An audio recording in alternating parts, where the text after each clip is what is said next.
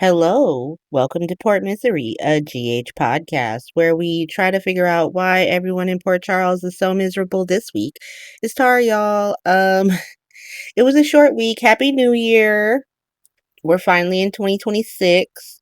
Hopefully, you all had a great holiday, Christmas, Hanukkah, all the things, and of course, New Year's, wherever you celebrate it. There was a short week. It was a short week this week. We didn't have a lot of GH. We had 3 days and not a lot happened, but everything happened. It was an interesting week. Haven't even decided what I'm going to call this episode. You already know. You already know because you've already seen the thumbnail. But I have no idea. Like a lot happened. A lot happened. It was still Boxing Day, and then it jumped to New Year's Eve. We had a 4-day jump to New Year's Eve, or 5-day. Yeah, 5 days. And so Monday it was still Boxing Day. Tuesday it was New Year's Eve. Friday, it was New Year's Day. It was New Year's Day because Whitey's African Warlord had mentioned that Latino son was working on a holiday and that New Year's Day is actually the holiday, not New Year's Eve. It's the whole thing. Or I could be wrong about that. You correct me in the comments. Is New Year's Eve a holiday? I'm not gonna look it up. Is that a holiday? Do you get double time? You get time and a half on that day?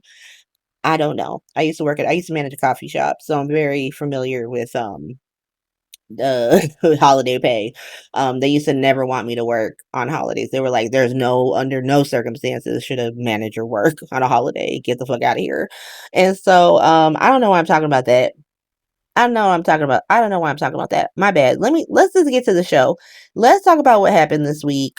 Um, Whitey's African Warlord is just being a menace. You bald-headed demon. He's just being a menace, and Latino son is just evil now. He's just evil. Like, there's no nuance.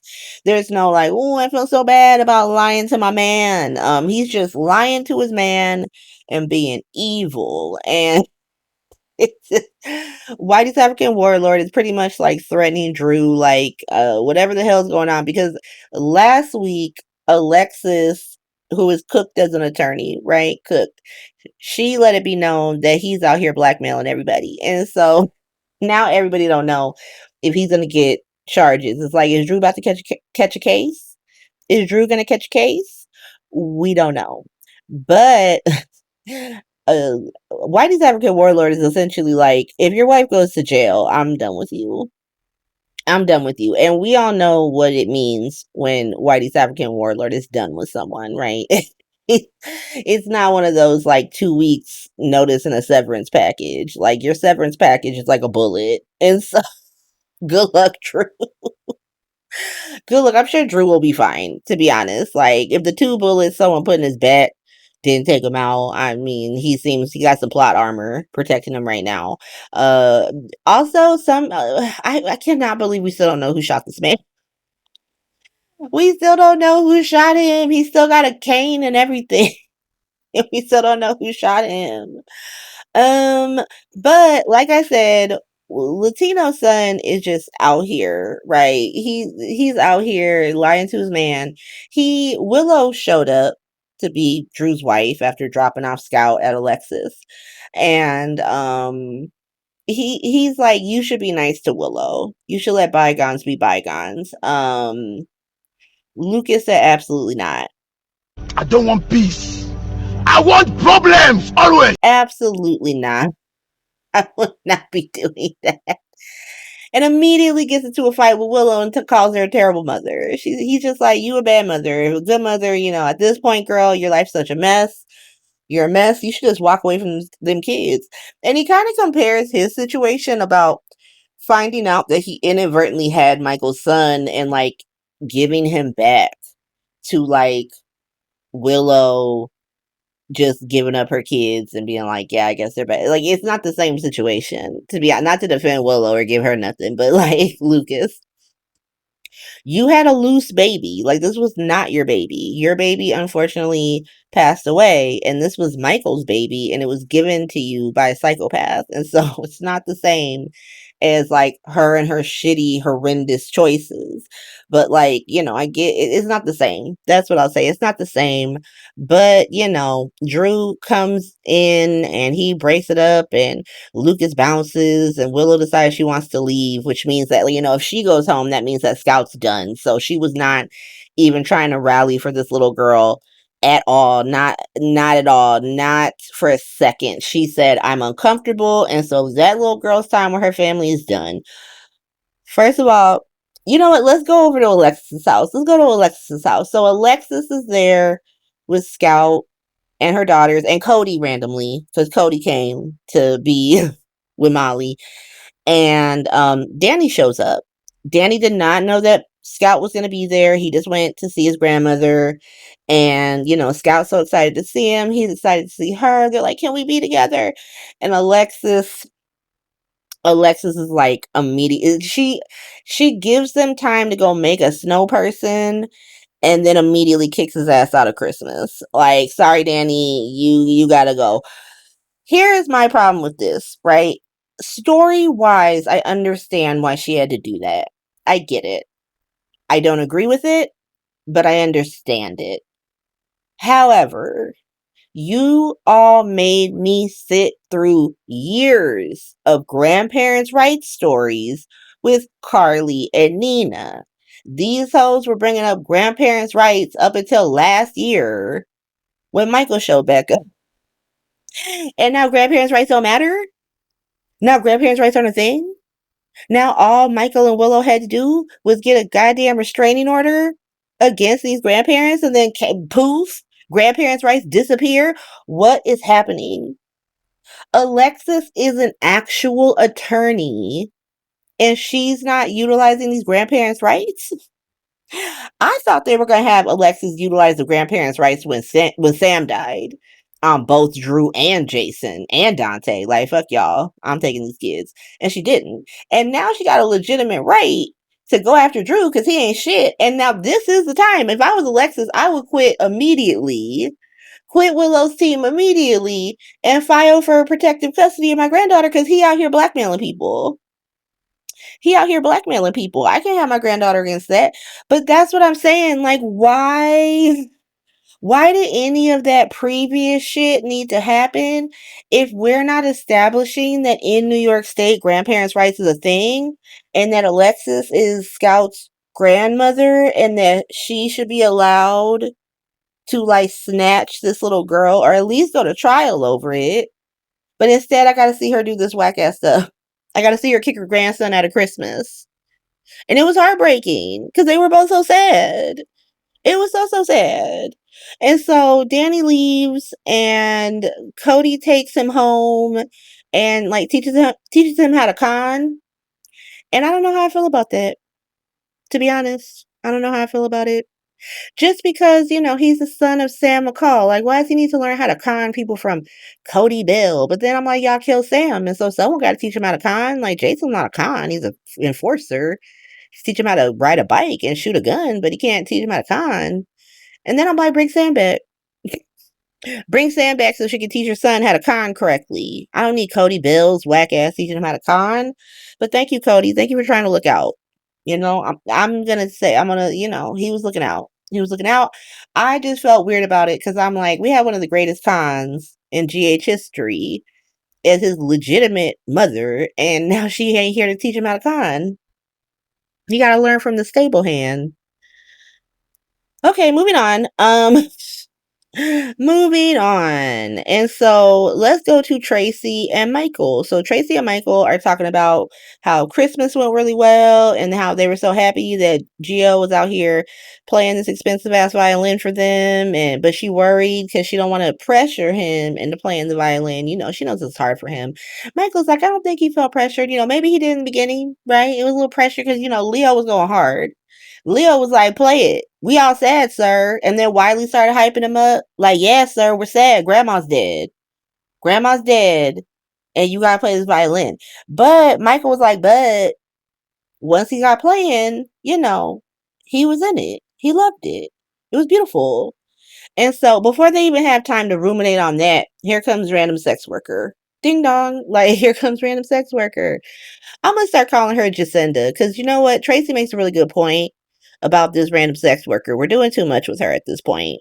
We're doing too much with her because this random sex worker that Michael hired to be his girlfriend slash alibi, she's actually a real person. And Tracy points that out. Like, Tracy sits with her and she's like, oh, yeah, so nice to meet you. I know about the game and everything. I know about what's going on. But, have a nightcap. Let's talk. And then she's like, girl, get out of here. I need to talk to him for a second. And so she leaves. And Tracy's like, so what's this? What's this? What's this? This pretty woman shit ain't cute, to be honest. This is not cute. If she's just your alibi, then don't treat her like your girlfriend. If she's an employee, treat her like an employee. But this whole pretty woman shit, I don't like that. That's just not cute. Michael decides to take that advice and double down on the pretty woman shit. He's going full pretty woman, actually, getting her jewelry and everything. And now I'm kind of like, Michael, if you hurt Jacinda, she's now Jacinda. She's one of the quickest people to earn their names on this podcast. So if you hurt Jacinda, you're going to have a problem with me because you didn't have to do all this. You didn't have to do all of this. You didn't have to do any of this. You had several people warning you about this. You had, your dad, Tracy. Like, come on now. Diane was like, what the fuck is going on? Like, let's be so fucking serious. I'm sure if Rick gets involved, he's gonna say, what the hell, nephew, what you doing? Why you doing that? And so, Jacinda, welcome to the characters who have names on my podcast. Welcome to that bunch. Happy to have you. Moving on, Sonny randomly goes on a date with Horny DA. Like, he's supposed to meet Brick. And then he turns around and there's Horny DA with like all her work, all people's cases, all their business and shit out in this restaurant, in the middle of the restaurant by the door where everyone can see it.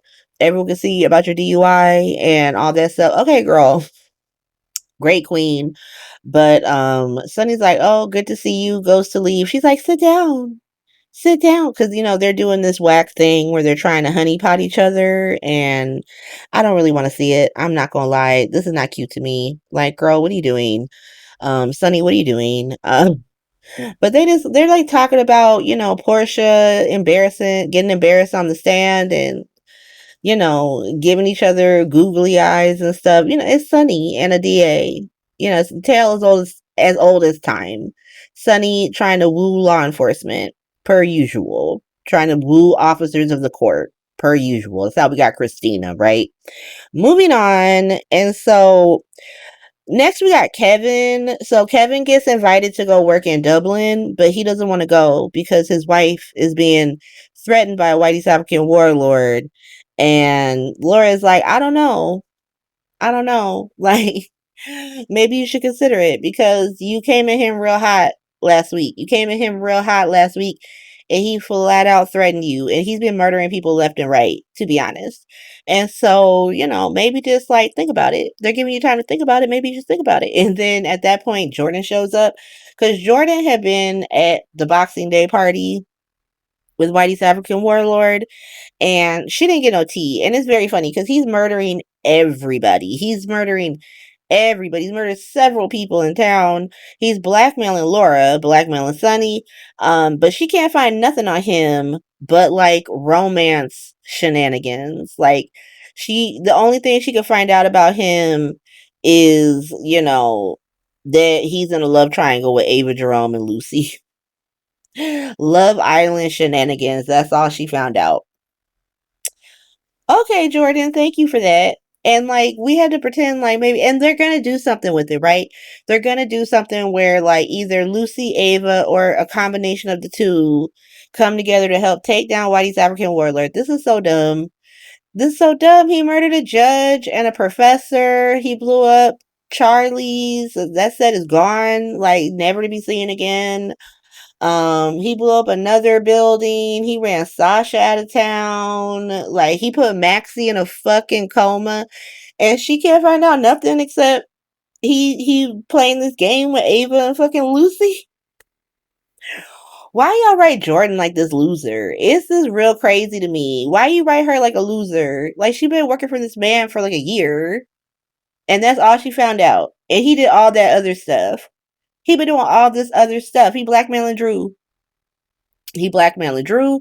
Like there's a laundry list of things that he doing, and she's like, I can't prove anything. He just importing minerals. Okay, girl. Okay, girl. Like you know what? Let's stay on Black Hospital for a second. Let's stay on Black Hospital. We're gonna go over to New Year's Eve in Port Charles. Let's talk about Curtis Ashford. You bald-headed demon.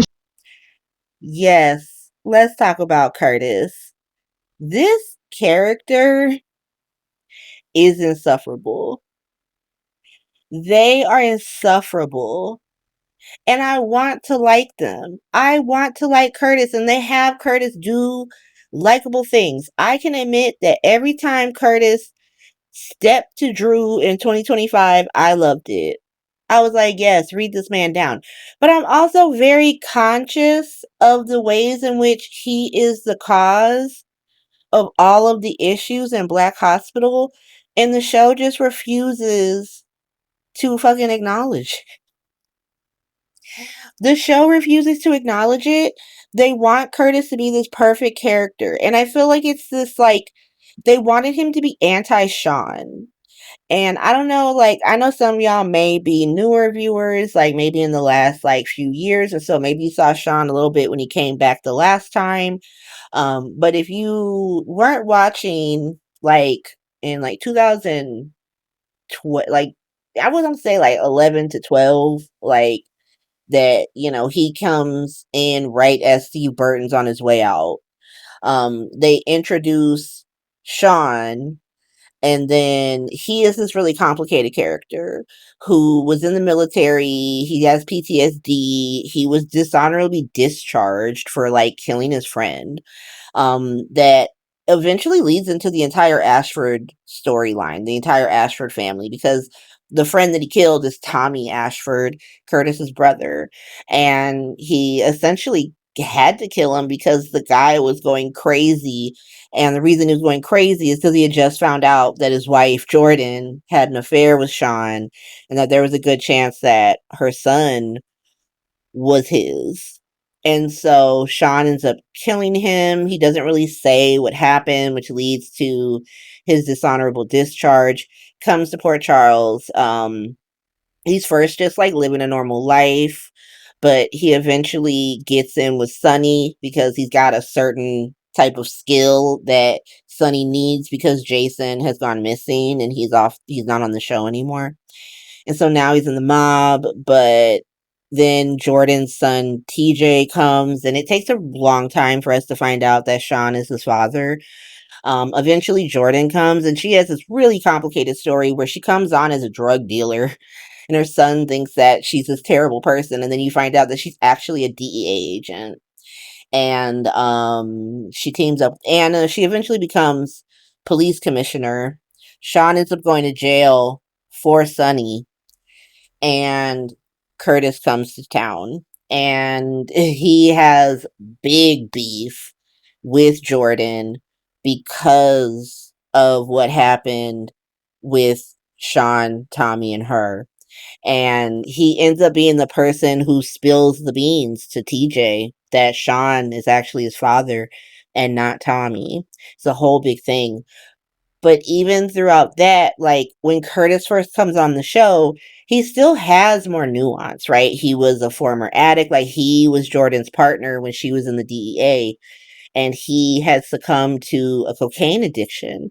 And so he ended up being kicked out of the force, and now he's a private investigator because that's pretty much all he can do. He tries to get back on the PCPD, like get back into the force. Jordan won't let him.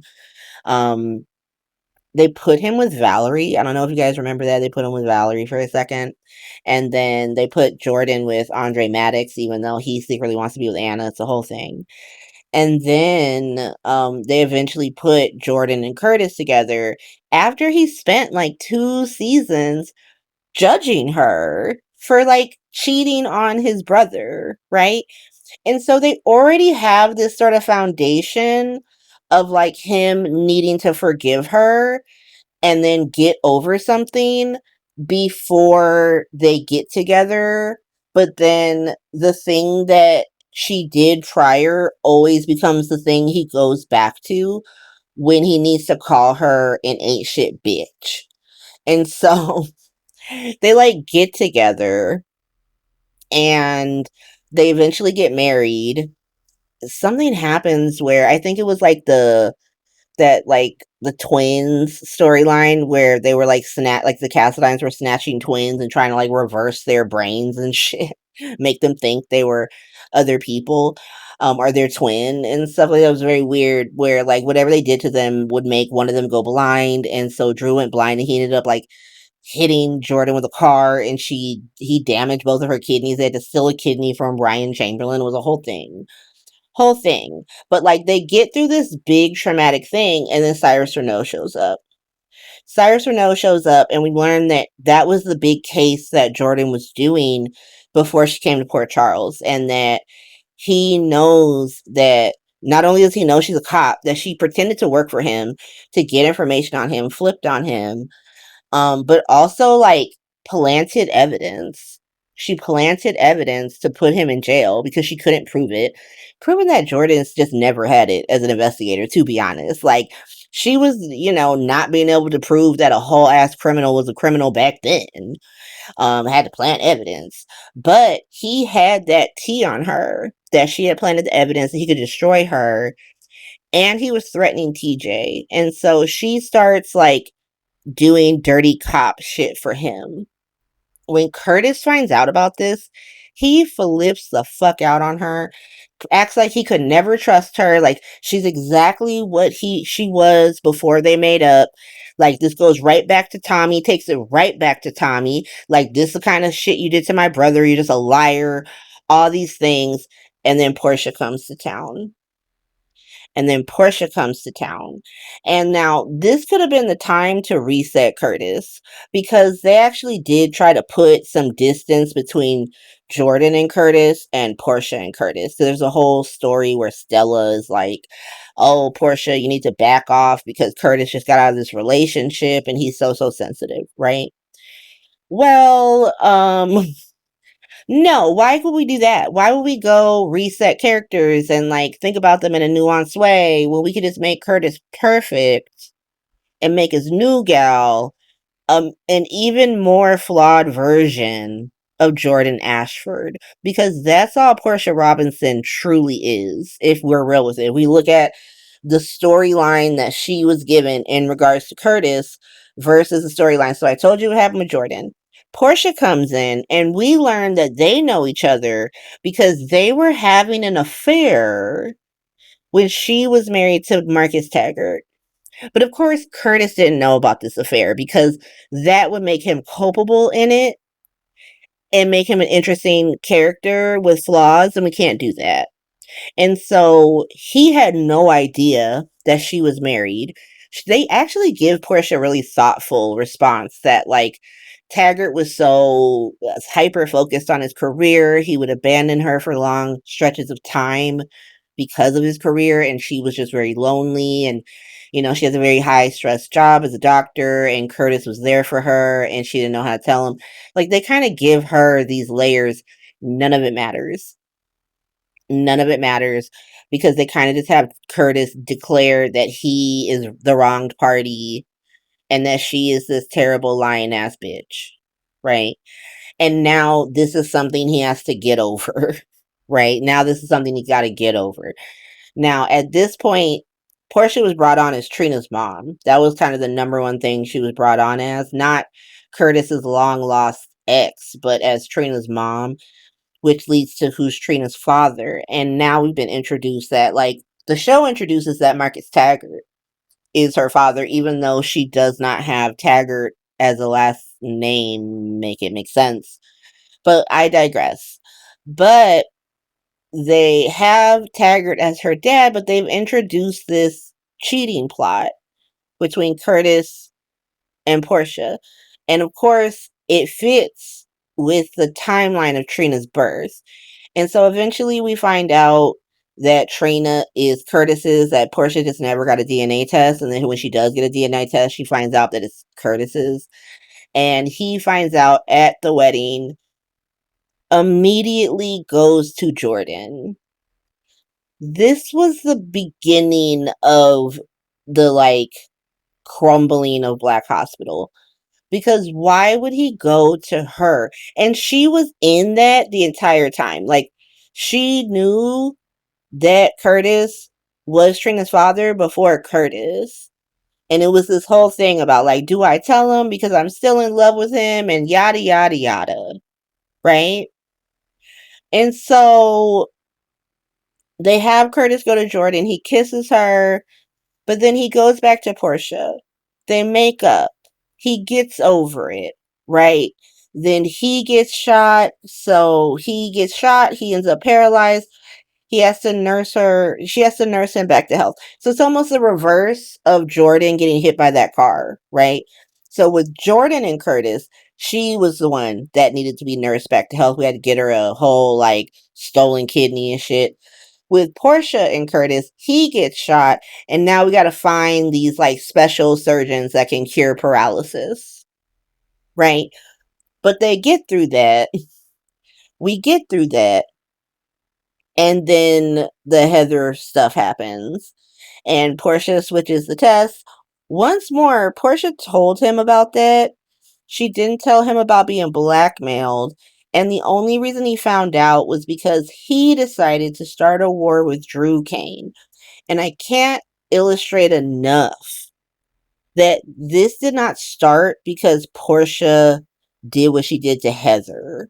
This started because Curtis decided to start a war with Drew Kane when he didn't get a job that he didn't actually fucking deserve to begin with. Because that whole thing was predicated on Drew only gave Curtis that job because he was mad at Michael for being married to Willow. And so he gave Curtis that job. Everybody was confused by it, including Curtis. And then once he slept with Willow, he felt bad, decided to give Michael the job back.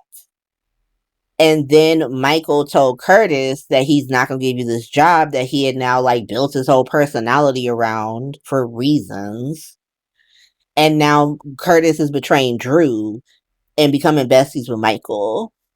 That's why this all happened. That's why Drew went to Selena Wu to get tea on Curtis to begin with. And of course, Selena Wu would give the tea about Portia and not the tea about Curtis, because the tea about Curtis involves her. The tea about Curtis involves her. And so Brad had just given his aunt that tea about Portia. And so Drew gets that tea and he starts blackmailing them. This is predicated by Curtis's behavior. But the show refuses to talk about this. They refuse to fucking talk about this, right? And so now we have this Curtis dissolution happening while Curtis plays completely ignorant to his own part in what is happening in his life. It's all his wife's fault. It all goes back to her original lie. Does that sound familiar? That like when Curtis was mad at Jordan, everything went back to her original lie that didn't even involve him, but involved his brother. And now that he's mad at Portia, everything's going back to that original lie about being married to Taggart. Because nothing's original with Black Hospital. Nothing's original with the character of Curtis Ashford. Not a single thing. Everything's a recycled storyline. Like every single part of it. And now we have Jordan and Curtis, who you show have this emotional affair all of 2025. A good story would be having Black Hospital actually deal with that. Actually deal with the fact that, like, sure, you can say that Portia did X, Y, and Z, but we could also acknowledge that Curtis was doing A, B, and C over here, and you don't ever do that because you are afraid of Sean Butlering this character. That Sean Butler got kicked off the show because in the writer's mind, they felt like he got too dark. He got too dark. He accidentally, on purpose, kind of shot Hayden Barnes, put her ass in a coma. Now all of a sudden he's going to prison for Sunny. They had him dating all the white women. Can we just point that out? Like before we brought Jordan Ashford back to have this weird, torrid, rehashing of an off-screen romance we didn't get to see. Like they had him with like flirting with Carly. He had all the chemistry with Alexis, but he was this dark character you didn't know what to do with. And so they keep Curtis in this like state of perfection where even when he's doing stuff, he didn't do nothing. Even when he's wrong, he's not wrong. Right? Like, and so let's get back to this week because that was a really long way for me to introduce what happened this actual week. So this week, it's New Year's Eve. Curtis goes to Jordan's house. I'm so confused about what happened between Christmas Day or Christmas Eve and New Year's Eve. Because Christmas Eve, they had Trina invite Jordan over to the Ashford's house where they essentially like welcome her back into the family. Like, you are now the new matriarch of Ashford fucking Black Hospital, essentially. But on New Year's Eve, Trina don't want to see either of them. And they both seem still like apprehensive about how Trina feels, which is very weird. And so Curtis starts talking about like, I need to apologize for having you with, in this dramatic Portia baby book. Why do you need to apologize for some Portia shit? None of that shit would have happened if you had kept your big old gums like shut. To be honest, you were the one running around telling everybody and their mom about Portia's pregnancy when she didn't want anyone to know. Jordan is the one who ran and told you. Nobody respects women's privacy in fucking Black Hospital. And if you don't tell them on your specific timetable when you're pregnant, like if you don't have their specific timetable that they find acceptable for you to tell them your fucking business, then they just like disregard you and throw you out the family. But now we gotta apologize to Jordan. But he apologized to Jordan for like, oh my god, the drama, but then I don't even know it was my baby and all these things. And they end up banging. They end up banging on New Year's Eve. And on New Year's Day, they're like in bed talking. And Curtis is like, I don't even know why we broke up. Y'all broke up because you decided that Jordan was a lying ass bitch who wasn't worthy of your love. That's why y'all broke up. She didn't want to lie to you, nor did she want to end y'all's marriage. And we have to sit through a whole Jordan and Curtis scene where we act like her lies were as bad as he were making them seem. And that he had reasons to like break up with her and that he's not crazy and judgmental and holds these Black women to the crazy fucking standards that he doesn't hold his white women besties to. Because he was really out here mad at Jordan for lying about trying to keep her son safe and keep herself out of jail. While he's out here forgiving characters like Hayden Barnes and Nina Reeves for whatever. Just now started being mad at Nina. Just now. But when she was keeping men from their families, that was fine. That was fine. She was just misunderstood. And so it's crazy to me that like we now have to keep this character perfect. So we don't have to have, so Jordan and Curtis don't have to actually have a conversation about how judgmental he actually is and how unfair it is to all the women in his life. We just have to pretend like Jordan was wrong too. She wasn't. She wasn't though. And Portia wasn't wrong. Like, when are we going to talk about the fact, like, why not have Portia and Jordan actually have a real conversation with this man that, like, we lie to you because we have to lie to you. We lie to you because we don't trust you to be there for us when everything's gone wrong. We trust you to judge us and throw our past mistakes in our face because that's all you do. Like, you can't wait to throw Tommy in Jordan's face. You can't wait to throw Taggart and Trina in Portia's face. That's why people lie to you. Not because they're just liars. You bald-headed demon. But that's how you have to frame Portia to make Curtis in the right. To make him perfect. And now he doesn't even get. I'm never going to understand why they didn't give like Jordan and Curtis like a 4-month gap between Portia and Curtis breaking up. Because that's what they did for Portia and Curtis. Like Jordan and Curtis were already disintegrating essentially when Portia came to town. And then we had to watch them like make up for their past shenanigans. But then like, you know, while Jordan is still actively being like, I want us to try again, he's like, nay, while he's over here falling in love with Portia. Like, that's what happened. But at least there was the gap between, because there was only that weird storyline with Stella stole the divorce papers and stuff like that. I'm just saying, it's very weird. Like, it's hard to not say that they weren't having an emotional affair when this week you have Curtis say things like, I never stopped loving you, and like, how did we lose what we had? That means that you've had these feelings the entire time you were with Portia. But instead of actually dealing with that, instead of actually dealing with the fact that you literally allowed these two characters to have this emotional affair, you're just acting like, well, Portia slept with Isaiah and she might be pregnant, so who gives a shit? She's a terrible person. She lied. She lied to Curtis. Y'all know what it means to lie to Curtis. You sat through the Jurdis storyline. I'm sick of it. I'm sick of it. And so moving on. Kai and Trina are also there on New Year's Eve. Like, they start off in Trina's apartment, which I'm not even sure where it's located anymore. Not even sure where it's located. I was told that it's above the Quartermain garage. But have y'all ever noticed that when they open the door to leave, there's more stairs leading up? How big is this garage? Why they got like a freaking 3-story garage? That's so weird. But whatever. Emma and Gio are there with Trina and Kai, and they're like, let's go to the champagne room and go party. And like, Trina's like, I don't want to go to the champagne room. I don't want to see my dad or Jordan. I thought you made up. I thought you wanted Jordan to be your new mom. I can't keep up with Black Hospital anymore. They keep changing the story on me. This is the correct story. Trina should be mad at both of her parents, right?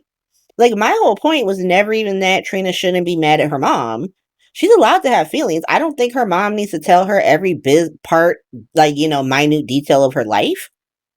And Trina's allowed to have feelings about, like, hearing crazy, monumentous news. 100%.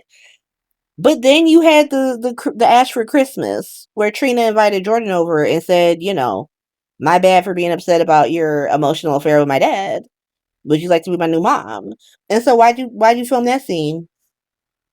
Why why did you film that?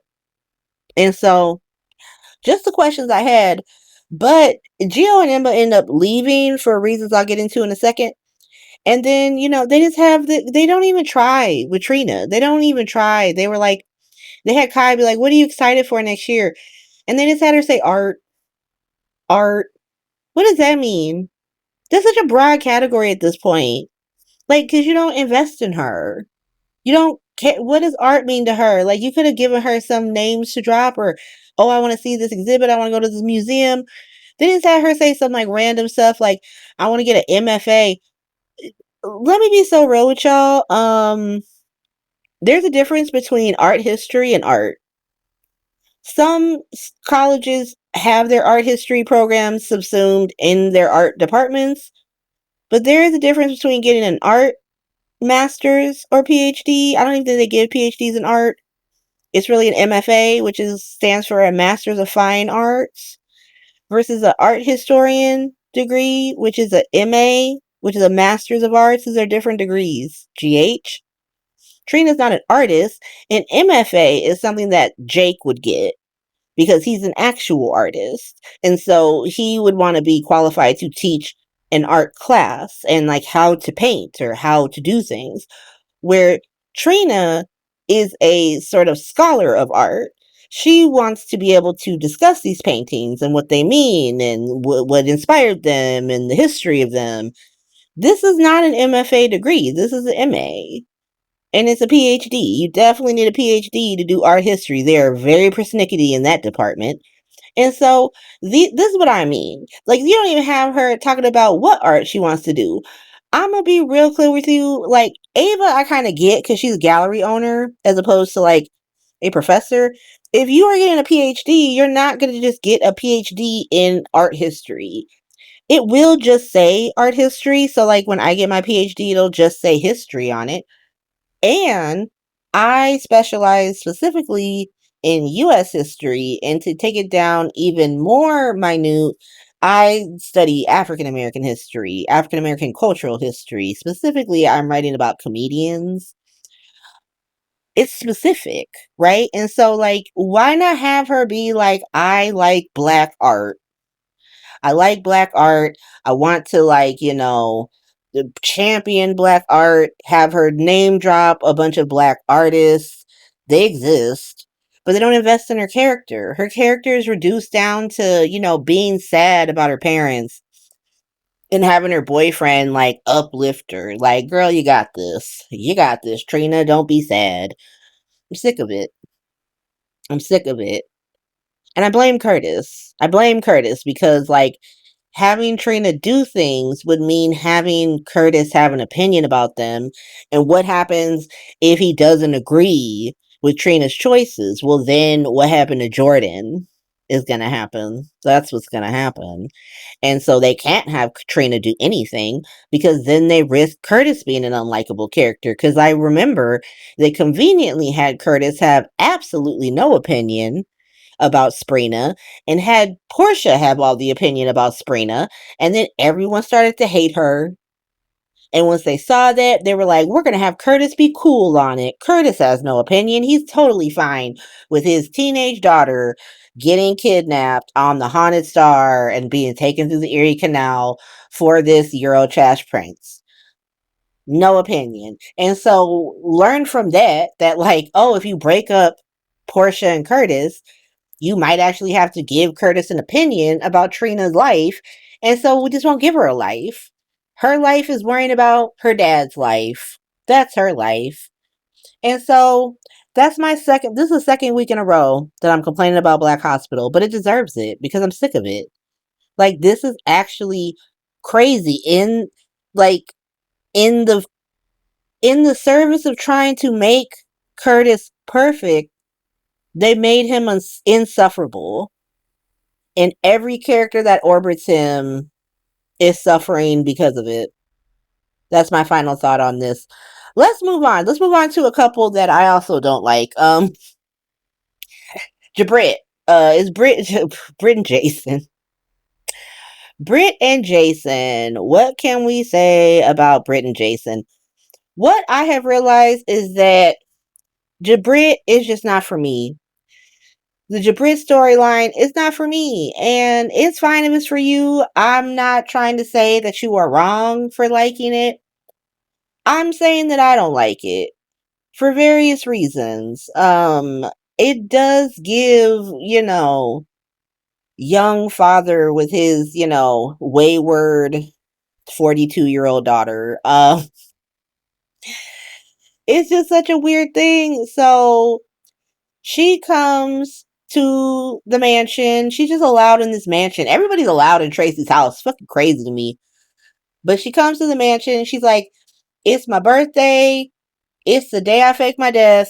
And it's New Year's Eve. Let's hang out.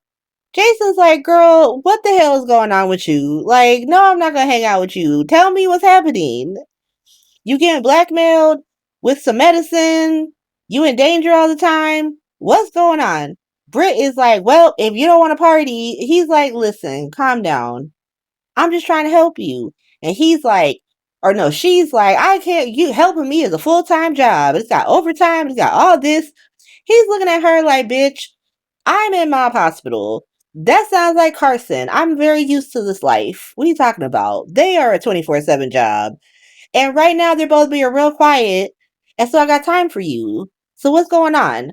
But he does agree to like hang out with her. She's like, let's go to the champagne room and dance. He's like, hell no. Girl, what you talking about? Then she's like, let's go to the random hillbilly bar. And he's just like, nah, let's just hang out. And they hang out and they end up kissing. They end up kissing. And here's the thing, like I said, it's not for me. It's not for me because if you go on Twitter, which is the only social media platform I'm on, if you go on Twitter, Jabrit fans ate down. They loved it. They were like, I am fed. I am full and I am fed and this is what I want and this is what I like. And so I, with faced with that reaction from the fandom that this is geared towards, who am I to say that it's a problem, right? When it's like I don't even like these two together, right? I'm not offended by them. I don't need them to break up, but I don't root for them. And so if you enjoyed it, enjoy that shit. Congrats. Jabrit had a good New Year's, right? It ended with a kiss. And so, boom, got it done. And so, who else is there? Oh, yeah, Lulu and Nathan. Are they vibing? Are y'all seeing this? They had a whole conversation about how, like, Lante and Naxi are dead. And then they were, like, doing eyes at each other. But they were essentially having a, like, ooh, what's it like to come back from the dead conversation. And they were hyping each other up. So, is that happening? Y'all let me know. Is Lulu and Nathan happening? And what's their ship name? Nulu? I think I've heard that going around. Nulu. Is that a thing? Do y'all like that? I don't know how I feel about it. I know I was joking about it, and it does fit into some agenda ships I have. Like if y'all want me to tell you my agenda ships and the current ways I would like to see relationships go on this show, and like it's very much like a conspiracy theory map of me being like, so I need these two to get together so this person can feel a type of way, and then they come in and then they get together and then that person over there like it's very weird. It's very weird, but I'll make a video about it if you want to see it. Let me know in the comments. Anyway, they're vibing and they don't kiss at midnight, but they do give each other a look. A look is exchanged, and now I'm like, are they doing Nulu? What's going on? And then, is this man a ghost? Is this man a ghost? Who is he? Why does no one give a shit that he been gone for 8 years? He don't know where he is. Everyone's like shrug, and it is something where it feels like a missed story opportunity.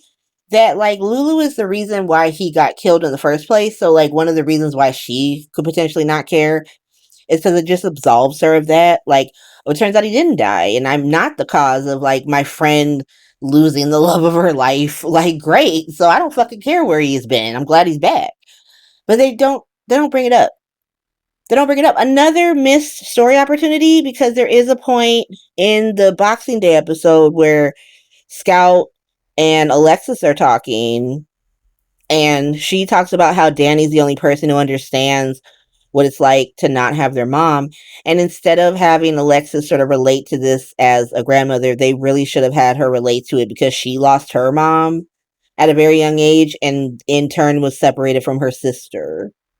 And so, she had a lot more in common that they didn't tap into. And it's very weird to me that the show doesn't tap into the history that's sitting right there. Like, call me up, GH. Call, like, not, it doesn't even have to be me. There's several people who are probably way better at this than I am. I'm pretty mediocre and I remember this stuff. And so, like, with all the GH historians that exist across YouTube, like, I don't understand why we're not utilizing this talent, but whatever. We also had Scout tell Willow that she saw Danny, and I'm like, ooh, if Willow betrays this child, I'll slap the shit out of you. I'll slap the shit out of you, Willow. But let's go back to New Year's Eve. So Cody and Molly. So Cody and Molly are so funny. Oh my god. Cody and Molly banged on horny DA's desk because that plot device dog talked him into it, and I'm not exaggerating, it's fucking wild. So we learned that the horny DA is like Ebenezer Scrooge for New Year's Eve because she definitely makes Molly go in and work for some case that's not even hers. It's the horny DA's case. She's like, well, I only care about Willow's case, and so you need to go do that.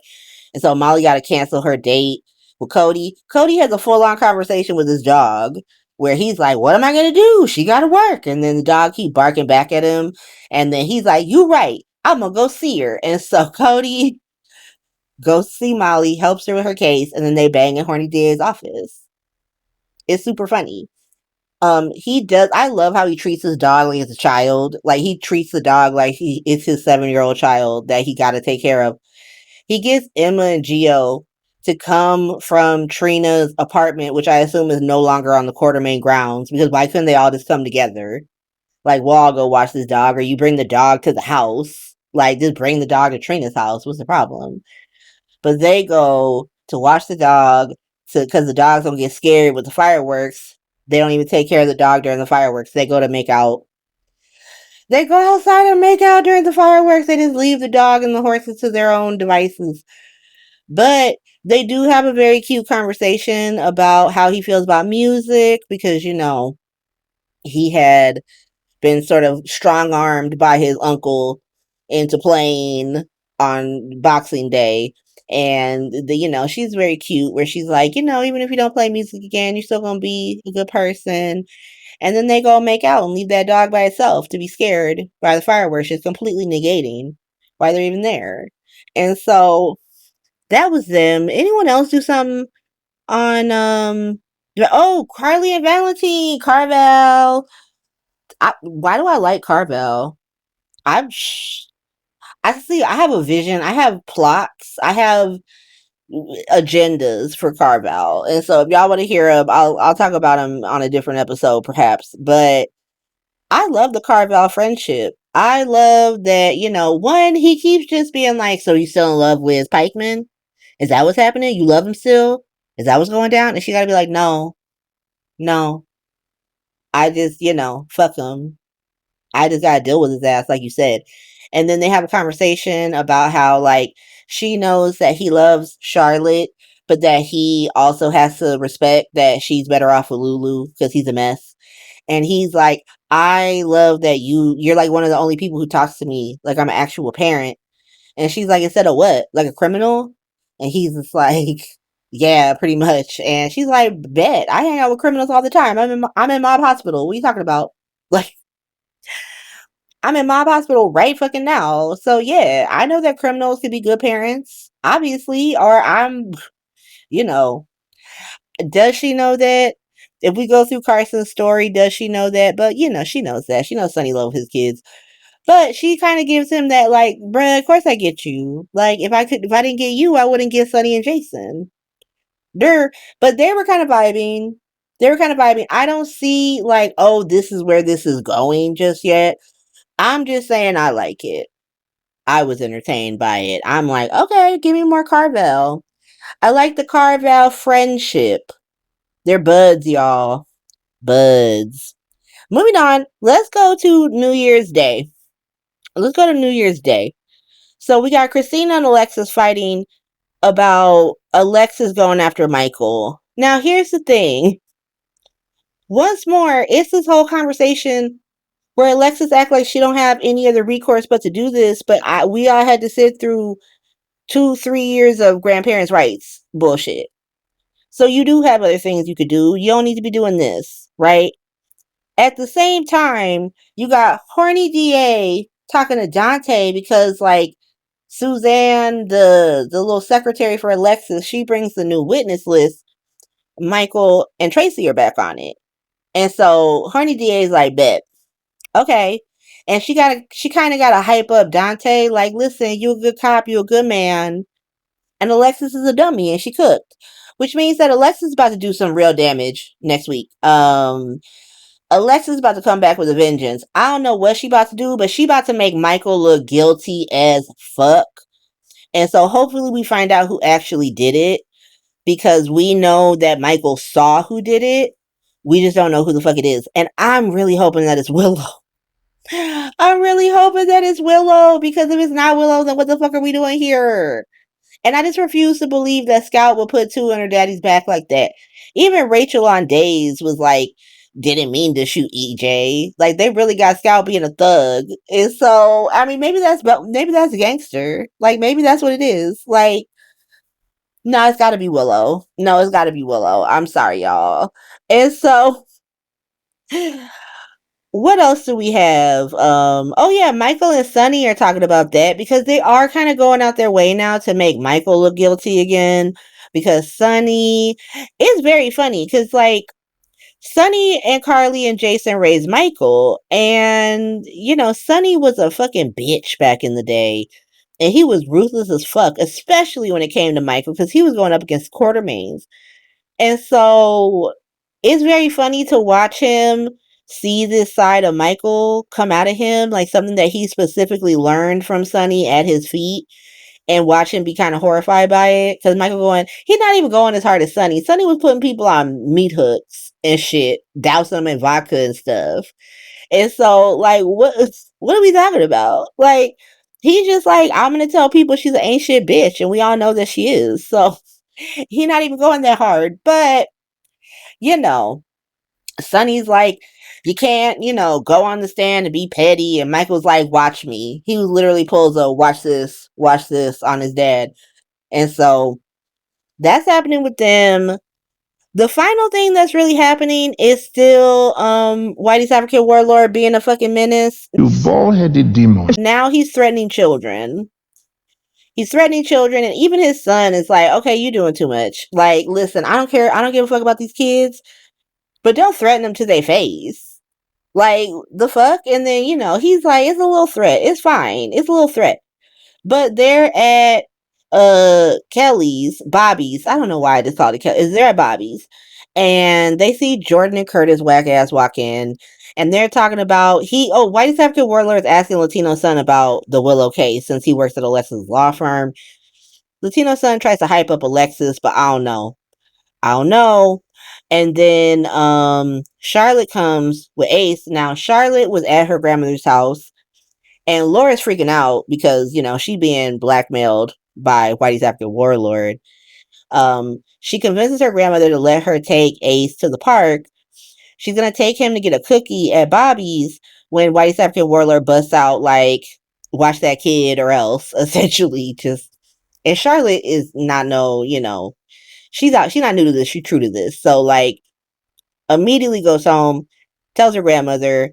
Laura is like, Kevin, you gotta take this baby to Ireland. And so maybe that's where Kevin goes, that he takes Ace to Ireland with him. Now, I don't know what protects Ace in Ireland. Like, oh, Whitey's African warlord can't kidnap this baby in Ireland. But whatever, that might be what's happening. We'll see what happens next week. The last real thing that happens is that the creepy councilman shows up because, you know, he works for Whitey's African warlord too. He shows up to Laura's house to tell her that Whitey's African warlord wants helipads on Windermere and the piers. This man is too much. This man is too much. What do you mean? What do you mean you need helipads? Royalty was taking the launch. The launch was good enough for Helena Cassadine. It's not good enough for you? Ava Jerome was taking that launch. Like, what are we talking about? Like, he's being such a menace. Talk about helipads. He's just being such a menace. It's so weird. But we do have this moment between creepy council person and Laura where it does sound like he's trying to hype her up. He's just like, listen, you should just do what this man says. Like, I get that you're a good person, but he will kill you. He don't give a fuck. Like, he's about that life. And so, you know, save yourself. But also, I know you're going to do what you do. You're going to find a way. So I guess I'm just going to wait for you to find a way. And she's even like, oh, okay, thank you, creepy council person. He's like, nah, because I'm going to take advantage of all this shit. Like, you have to be the one to approve these helipads, and I'm not going to like it one bit. And so, don't get me wrong. I'm still trying to fuck you over. I'm just saying, I got faith in you, queen. And it was a weird moment, but it was like, okay, sure. Yeah, Laura's going to come out on top. Yeah, we all know that. We're not confused. And so that was the week. It was a very short week. A lot of this was dedicated to Curtis, so the title will probably be dedicated to his ass too. But thank you for listening. If you like this, feel free to like, subscribe. I was supposed to say that in the beginning. Maybe I'll just flash it on the screen because I be forgetting. I really do be forgetting. But yeah, like, subscribe, tell some people about it. Trying to get to maybe 500 followers in 2026. Maybe I'll make it 1,000. Maybe I'll try to get to 1,000. Try to be very ambitious. But if I can make it to 500, that'd be real fun.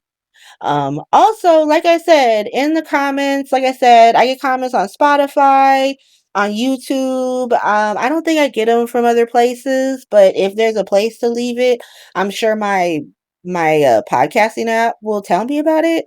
But yeah, let me know if you want any more sort of like breakdown episodes. Obviously, I put a breakdown of Curtis in this episode, mainly just because I don't want to give him his own episode, to be honest. Like, he's been annoying me, and not in the same way that Drew's been annoying me, and not for as long. And a lot of his character flaws can be fixed. They just refuse to. Where Drew, they just is a flat out refusal to explore who this character is any further. But yeah, if you want me to explore more characters more in depthly, I really did slap that Drew one together so I can put more of an effort on a character like, maybe Carly or Anna or Liz, even characters that are no longer with us like Sam. Let me know. But thank you for listening, and I will see you next week. Bye.